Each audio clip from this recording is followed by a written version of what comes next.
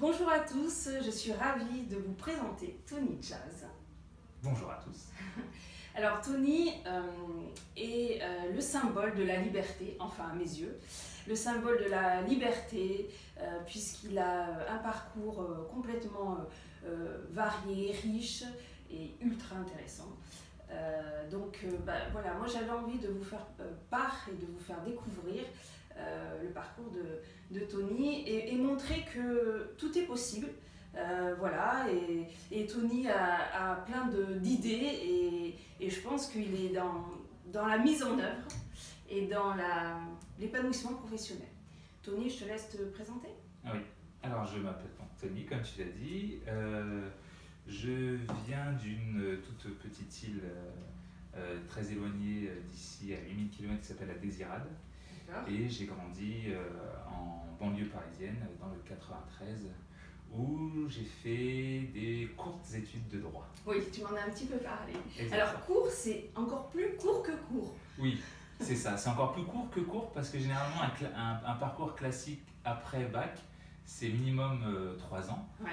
Et moi j'ai fait un simple DUT 1 an et après je suis allé en licence quelques heures.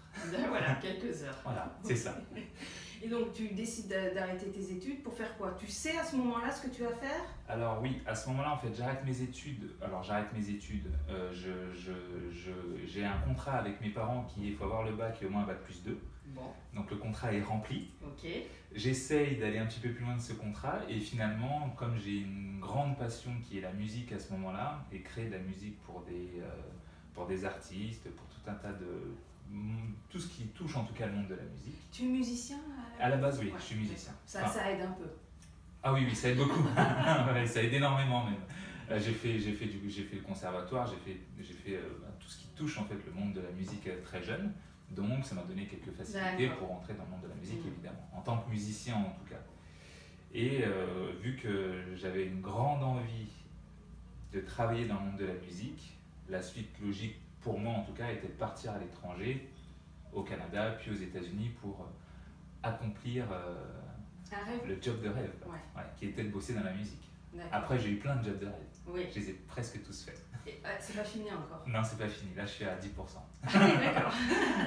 Donc tu pars à l'étranger, tu pars où? Aux États-Unis? Alors dans un premier temps je pars à Toronto, Ouais. et après je pars à Montréal où je bosse avec certains artistes. Je suis en indépendant donc je leur crée des musiques, on s'échange des savoirs évidemment, on fait des concerts ensemble et ça me permet de rentrer vraiment de la plus basse échelle jusqu'au sommet, façon de parler, sommet, mais jusqu'à mon épanouissement de bosser dans la musique et faire de ma passion un quotidien finalement. Ouais. Et ton job? Et mon job accessoirement, oui. Ouais, d'accord. Et donc, est-ce qu'à un moment donné, il y a un virage? Je crois qu'il y a un petit virage. Alors oui, il y a un virage parce que généralement les gens, façon de parler, je dis comme ça, mais les gens généralement me connaissent pour ce que j'ai fait sur la musique du président Barack Obama. Et donc à ce moment-là, moi j'écris une musique pendant l'investiture que je rebalance derrière, qui arrive à faire un buzz énorme parce que le mot le plus tapé à ce moment-là, c'est Barack Obama sur les réseaux sociaux. Et donc ma chanson arrive à faire comme un espèce de buzz énorme. Et tu t'y attendais? Pas spécialement, parce que je l'avais pas fait pour ça à l'origine, donc je m'y attendais pas du tout. Donc du coup ça a été une très bonne surprise, ça m'a permis d'être reconnu par beaucoup de personnes dans le milieu de la musique, ça m'a permis, c'est un peu pour ça que je suis ici aussi, donc ça m'a permis vraiment de rencontrer beaucoup de personnes et d'avoir beaucoup de belles opportunités grâce à ça. D'accord. Ta vie change à ce moment-là? Alors ma vie ne change pas parce que je mange toujours des pâtes et du riz le soir chez moi, mais en tout cas mon réseau en tout cas s'ouvre grandement. Ouais. Okay. Et donc forcément ça a fait changer ma vie, bien sûr. D'accord. Que se passe-t-il après? Alors après je reviens en France, je crée une société qui est spécialisée dans la musique mais cette fois-ci pour les entreprises, non plus les artistes. D'accord. En même temps je continue à côté à travailler sur tout un tas d'autres projets parce que je suis multitâche et c'est ce qui me permet d'ailleurs aujourd'hui d'avoir toute cette multitude d'activités autour, D'accord. Quelles sont ces activités? Tu peux nous en parler? Alors mes activités aujourd'hui elles sont multiples. Alors j'ai principalement une activité où je vais m'associer avec des personnes qui ont des projets et je vais trouver quelqu'un qui maîtrise vraiment ce projet et je vais d'une certaine manière m'associer avec lui pour mener à bien son projet. D'accord. Du coup, bon, bien évidemment, mon leitmotiv, c'est la plus grande liberté d'action et de temps pour moi. C'est-à-dire que je veux avoir du temps pour voyager ou aller voir mes amis ou faire du sport. Et donc, il faut que je puisse m'associer avec des personnes qui puissent travailler plus que moi, bien évidemment, mais sur lesquelles moi je vais investir beaucoup plus de temps ou peut-être beaucoup plus de réseau qu'eux. Et du coup, grâce à ça, on va pouvoir, chacun va faire sa partie d'une certaine manière. Ouais. Disons que j'ai travaillé avant pour que ma partie soit bien comblée, pour que maintenant eux puissent faire exactement ce qu'il faut faire et que moi je puisse apporter ma force de réseau ou bien ma force de financière via d'autres personnes pour pouvoir mener à bien les projets. Donc ça va de l'immobilier à la bourse, au CSO, les chevaux de jumping, aux voitures, aux locations de voitures aussi, à tout un tas d'activités autour de...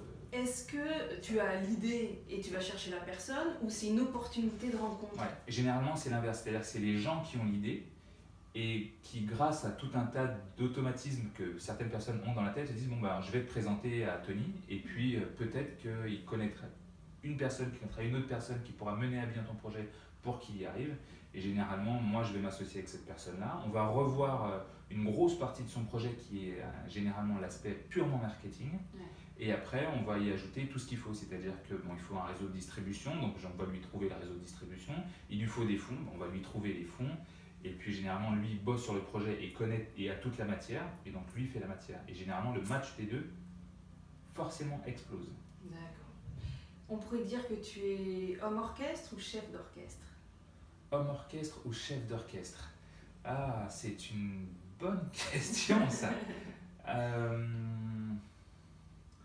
Chef d'orchestre plus que homme orchestre. Disons que moi je trouve les hommes orchestres et que je suis plutôt le chef d'orchestre. D'accord. Aujourd'hui tu te déplaces pas mal, tu voyages, c'est pour le plaisir ou pour le travail ou les deux? Alors je fais croire. Tu travailles? Non, je fais croire que c'est pour le plaisir parce qu'à chaque fois je vais montrer des photos de plage, des photos de bel endroit et je fais croire que je suis ici juste posé en train de profiter d'un cocktail, mais en fait c'est malheureusement faux. En vérité, je suis en train de travailler. Il ne faut pas se fier à ce que je poste sur les réseaux sociaux quand je dis oh c'est super, je suis en vacances ici. Non, généralement on me fait venir et je suis en train de bosser. D'accord. Tu accompagnes les entreprises aussi dans le conseil? Exact. Ouais. Sur quels aspects? Sur différents aspects, pour donner quelques clients et personnes comme ça, j'accompagne par exemple notamment Total, la division gisement qui est à Pau, sur tout l'aspect, comment je pourrais dire ça, transmission du savoir. C'est-à-dire qu'en fait, tu as des personnes qui partent de chez Total, qui partent avec un certain savoir, qui pourraient le transmettre à des équipes ou à d'autres équipes. Et en fait, ils ont créé toute une division qui est axée au marketing. C'est un peu le Wikipédia de Total. Et en fait, moi, en interne, je fais connaître tout ça et je cherche toutes les personnes qui seraient... Encore une fois, c'est vraiment du réseau en interne.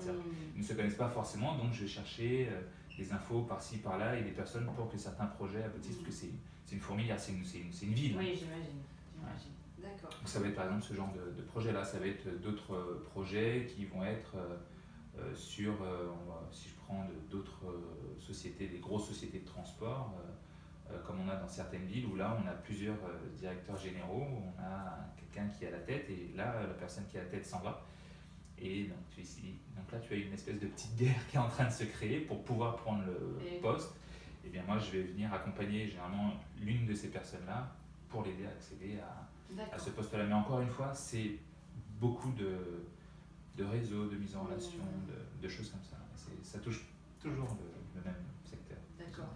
Finalement, c'est ce que tu sais faire, c'est ce que tu aimes faire, donc tu le mets au service des autres. Oui, c'est ça. Ouais, c'est exactement ça. C'est ce qui, c'est d'une manière très simpliste, c'est grâce à ça que je me suis fait connaître lorsque j'ai fait, on va dire, cette musique sur le président Barack Obama et qui a ensuite m'a ouvert tout un réseau.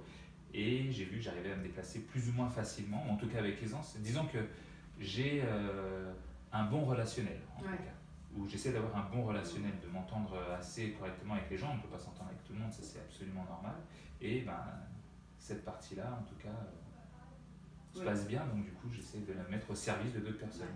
Et moi ça me permet d'avoir une grande liberté en face et de faire un peu ce que je veux à côté ou d'avoir du temps pour moi. D'accord. J'ai cru comprendre qu'il y avait un livre bientôt. Oui. Ou maintenant, je sais pas. Il arrive là dans quelques mois, on l'a signé chez l'éditeur, il est en pleine relecture au moment où je suis en train de te parler. D'accord. Et c'est un livre sur le réseau. En gros, c'est comment se faire un réseau en partant de zéro. Comment est-ce que tu arrives à faire ça en partant d'un milieu qui est forcément pas très favorable. Je viens pas d'un milieu très aisé.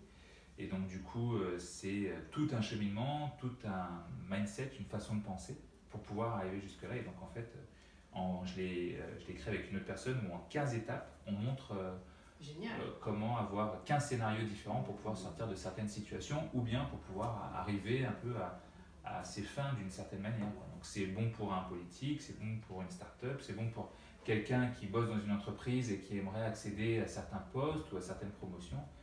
C'est bon vraiment pour tout le monde finalement. D'accord.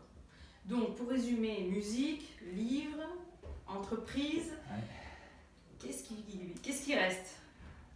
Qu'est-ce qui reste? Aller sur la Lune, découvrir Mars, prendre une navette. Alors, il manque tout un tas de choses. Là, j'aimerais maintenant avoir des activités un petit peu plus axées sur beaucoup sur l'écologie. Ou beaucoup sur le développement durable d'une certaine manière. Donc je me concentre ces jours-ci énormément sur ces activités-là et sur une deuxième activité qui elle touche l'intelligence artificielle, auquel je m'intéresse grandement et sur lesquelles je commence à travailler avec d'autres personnes. Et donc du coup ces deux facettes-là, ou en tout cas ces deux thèmes-là, sont des thèmes que je travaille énormément ces jours-ci. D'accord, peut-être qu'elles vont fusionner à un moment L'idée donné. c'est justement de les faire fusionner. C'est assez compliqué là, mais l'idée est vraiment de les faire fusionner. Et je pense qu'en les faisant fusionner, on pourra faire, en tout cas on peut faire de belles choses au niveau d'une ville ou au niveau d'un pays même tout entier, même si certains sont déjà en train de le faire. Et donc l'idée c'est de bosser, ce qu'on fait là, c'est de bosser avec ces gens-là. D'accord. Tu représentes vraiment l'alignement professionnel, l'épanouissement, en tout cas c'est ce que tu dégages. Et ce que tu dis rejoint ce que tu fais. Si tu avais à donner des conseils à des personnes qui ont envie, qui ont des idées pour se mettre à leur compte, pour basculer, mais qui attendent peut-être le bon moment, qu'est-ce que tu pourrais leur dire? Alors, ça peut se faire en deux phases. Une première et une deuxième. La première, généralement, c'est malheureusement qu'il arrive un malheur. Généralement, quand il arrive un malheur à certaines personnes ou quand ils se trouvent au pied du mur, il n'y a qu'à ce moment-là qu'ils arrivent à se donner le bon coup de pied au cul, façon de parler, pour pouvoir démarrer et pour pouvoir se dire ok, bon, bah, ça m'est arrivé, maintenant j'en suis là, j'ai plus le choix, donc je suis obligé d'aller soit maintenant créer ma boîte parce qu'on m'a viré, ou bien il faut que j'aille trouver de l'argent, donc je vais vraiment vendre comme il faut. Enfin, voilà, il y a malheureusement une bonne partie des personnes, ce n'est qu'au pied du mur qu'on voit mieux le mur, et qui se disent bon bah maintenant il faut que je me bouge quoi. Et après il y a une autre phase qui elle est une phase un peu particulière, c'est que les gens ne se rendent pas compte qu'ils ne font pas ce qu'ils ont envie de faire, créer leur société, écrire ce foutu livre qu'ils veulent écrire depuis des années, faire ce voyage, mais oui, mais il y a toujours ça à faire et toujours ça à payer, ou bien se dire ah mais ce client j'aimerais le démarcher, mais bon je vais d'abord travailler sur cela avant de bosser sur cela. Et généralement les gens ne font pas tout ça parce qu'ils font autre chose à la place. Alors c'est assez facile à dire comme ça, mais on remarquera qu'on ne fait pas les choses que l'on doit faire parce qu'on les remplace par autre chose. Et c'est généralement ces autres choses-là, ce ne sont que des prétextes. Et donc il faut avoir une assez grosse force de caractère pour se dire attends, je ne vais pas me trouver des prétextes et je vais enfin m'y mettre et le faire. Et en fait, ce n'est que ça. Et en faisant ça, cette toute petite bascule, qui est une simple bascule psychologique et qu'on ne peut se faire qu'à soi-même, on ne peut s'en vouloir qu'à soi-même et on ne peut se le dire qu'à soi-même. Quelqu'un d'autre nous dira, on dira non, tu comprends, j'ai ça à faire, mais à soi-même, il est déjà un peu plus compliqué de se mentir. Et réellement, c'est parce qu'on fait autre chose à la place. Donc si vous remplacez, vous prenez ce que vous faites là, ben vous l'enlevez et vous vous mettez à faire réellement ce dont vous avez envie. Et vous allez vous rendre compte qu'ils vont devenir prioritaires et que ce que vous considérez en réalité comme prioritaire n'est qu'infime. Est-ce que c'est pas aussi le fait, ça rejoint ce que tu viens de dire, mais d'attendre le moment parfait. Je ferai ça quand j'aurai suffisamment d'argent, je ferai ça quand... Ah ouais. Moi, je connais des gens qui ont passé leur vie à attendre que soit les enfants grandissent, soit on peut pas voyager, le chien est là, on peut pas voyager, le chat est là, on peut pas voyager, on a le loyer à payer, on peut pas voyager parce qu'on s'est payé ça. Ah oui, mais je connais des gens, j'en connais, mais mon Dieu, j'en connais une flopée qui ne font pas ce qu'il faut faire parce qu'ils font autre chose à la place ou parce qu'ils ont toujours une bonne raison. Et quand on regarde cette raison, finalement, elle est véritable et je la comprends. Mais quand je regarde d'autres personnes, je me dis, eux, ils y arrivent. Et ils ont 2 mains, 2 pieds, un cerveau, des oreilles, enfin, tout pareil. Et pourtant, eux le font. Tu devrais les accompagner peut-être pour les aider. Peut-être. C'est une nouvelle idée d'activité. C'est vrai. Comme il t'en manque 2 ou 3. Bon. Oui, comme ça, je pourrais rajouter celle-là. Après, généralement, les gens qui n'y arrivent pas en une simple discussion, et parfois, ce qu'il faut, et je pense que le plus grand des conseils pour arriver à faire, finalement, le gros résumé de tout ça, c'est le plus grand des conseils pour arriver à faire ce qu'on veut vraiment faire, c'est soit de se trouver un mentor, soit de se trouver quelqu'un qui vous inspire et de pouvoir faire en sorte qu'il vous donne une force incroyable tous les jours. Donc soit vous êtes en contact avec lui, soit vous observez ce qu'il fait, si c'est quelqu'un qui peut être plus ou moins inaccessible. Mais en tout cas, quand on regarde les gens qui nous inspirent, on arrive à faire ce qu'il faut. Parce qu'en fait, on fait du mimétisme. Un peu comme les gens qui sont aveuglés et passionnés par leurs parents, maman ou papa, généralement ils font du mimétisme et ils veulent absolument faire comme eux. Donc trouvez-vous, se trouver un mentor ou trouver quelqu'un qui nous inspire, ça peut vraiment donner pour le coup une bonne étincelle pour décoller. Tu imagines ma question suivante. Quel est ton mentor ? Quel est mon mentor ? Je dirais que mon mentor, moi, mes 2 principaux mentors ont été mes parents. Parce que c'est eux qui m'ont forgé cet esprit que j'ai actuellement. Et c'est ce qui fait aussi que j'arrive à faire tout ce que je fais aujourd'hui. Parce que d'une certaine manière, je sais que je les rends fiers. Et donc du coup, c'est un peu ce que je rejoignais. On essaye, on mime ceux qu'on aime. Et donc mes parents sont comme ça. Donc je les ai finalement... Pour moi, ça a été, pour le coup, c'est plus facile pour moi parce que je n'ai fait que les suivre d'une certaine manière. Ou suivre leur état d'esprit. Donc pour moi, c'est pour le coup très facile parce que je suis né comme ça. Mais après, j'ai tout un tas d'autres mentors, copains, copines à travers le monde qui font des trucs extraordinaires que j'essaye de suivre malgré moi. Mais en tout cas, au-delà des mentors que moi je peux avoir et que je peux considérer comme des mentors, généralement il faut s'entourer, et ça c'est un principe de base que tout le monde connaît mais que peu de personnes malheureusement appliquent, c'est s'entourer des personnes qui nous inspirent. Tu vois, tu aimes bien telle et telle personne, ok, traîne plus peut-être avec cette personne-là, ou partage plus de moments avec cette personne-là, et essaye peut-être de t'éloigner des autres. Ah oui, mais ils vont mal le prendre. Ok, mais finalement la vie est un peu égoïste et c'est toi avec toi-même, donc qu'est-ce que tu préfères ? Et généralement, quand on se retrouve seul avec soi-même, qu'est-ce que tu préfères entre cette personne qui t'inspire et cette autre-là avec qui tu aimerais partager plus de moments ? Celle-là, ok, il ne tient qu'à toi que de faire ça et de passer plus de moments avec elle. Et généralement, la vie change du tout au tout qu'on fait ça. Bon, super conseil, merci. Prochaine étape pour toi ? Prochaine étape pour moi, augmenter mes activités, en tout cas de celles que je suis en train de faire aujourd'hui, notamment à l'étranger. J'en ai déjà quelques-unes, j'en ai énormément en France, mais en tout cas sur toutes ces personnes avec qui je m'associe sur des projets d'entreprise ou de projets financiers ou autres, l'idée serait de l'étendre sur plusieurs pays. Donc du coup pour ça va être très simple, je vais prendre ceux que j'ai aujourd'hui et puis on va s'exporter un peu partout. Finalement. Tout simplement. Voilà. Donc l'idée on peut déjà trouver, mais c'est le prochain projet.